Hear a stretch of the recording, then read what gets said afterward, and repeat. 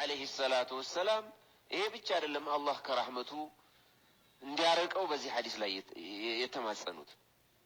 ሌላው ቀብርን መስጊድ የሚያደርግ የዒባዳ ቦታ የሚያደርግን ቦታዋን ያችን ቦታ ደግሞ ያችን የቀብር ቦታ ቀንዲሎችን ማለት ነው የመብራት ቀንዲሎች አሉ ፋኑስ አምፖል እንደዚህ አይነት ቦታዎች ላይ መብራት የሚያስገባ አሁን ሰዓት ላይ እኮ በስመ መስጊድ ቀብሩ ይኖራል መስጊዱ ውስጥ መብራት ገብቶበት ይሄንን እኮ ዝም ብሎ ጫካ ውስጥ ያለውን ማሰብ የለብንም። መውሊድ የሚከበርባቸውን ቦታዎች በአጠቃላይ ይሰቧቸው። መስጊድ ይሰራል፣ መስጊዱ ውስጥ ቀብር አለ፣ ጄኔሬተርም ቢሆን ተፈልጎ መብራት አለ። ይሄን ሐዲስ ምን ሊያደርገው ነው? ይሄው ነብዩ አለይሂ ሰላቱ ወሰላም ከልክለዋል። ይሄ ሁሉ እንግዲህ لأن هذا غلو فيها ومداعة للشرك بأصحابها ይሄ ትልቅ غلو ነው ብዙዎችን ወደ ሽርክ አዘቅት ውስጥ የሚያስገባ አላህ Subhanahu Wa Ta'ala የከለከለው ወንጀል ነው ብሎ ማስቀመጥ ይቻላል። ما يستفاد من الحديث ከዚህ ሐዲስ ብዙ ነገሮችን እንማራለን። የመጀመሪያው تحريم الغلو في القبور باتخاذها مواطن عبادة لأنه يفضي إلى الشرك እንግዲህ የመጀመሪያው ሐዲሱም ላይ በግልጽ ተቀምጧል።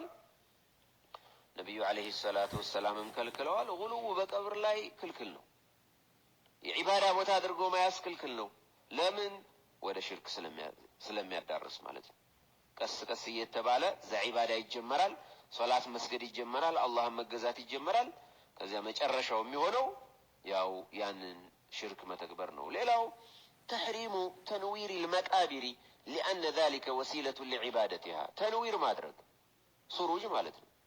መብራት ማድረግ መቃብሮችን መብራት ሊኖራቸው ማድረግ ይሄ ወደ መመለክ የሚወስድ መንገድ ማበጃጀት ማለት ነው። ሰዎች በቀንም በማታም እየመጡ እዛ ቀብር ላይ እንዲዋደቁ ዒባዳ እንዲያደርጉ መንገድ ስለሚከፍት ይሄም ሌላው የተከለከለው ሐራም የተደረገ ተግባር ነው።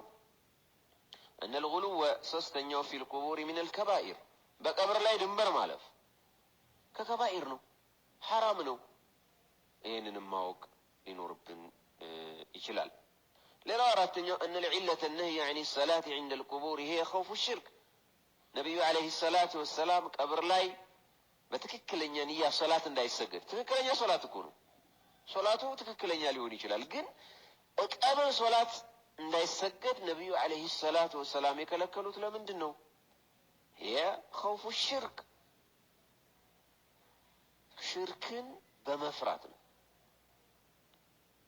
ሽርክ ቀስ እየተባለ ሰውየው ሽርክ ላይ ይወድቃልና ማለት ነው። لأن الرسول صلى الله عليه وسلم قارن بين اتخاذها مساجد وإسراجها ولعن على الأمرين وليس اللعن على إسراجها من أجل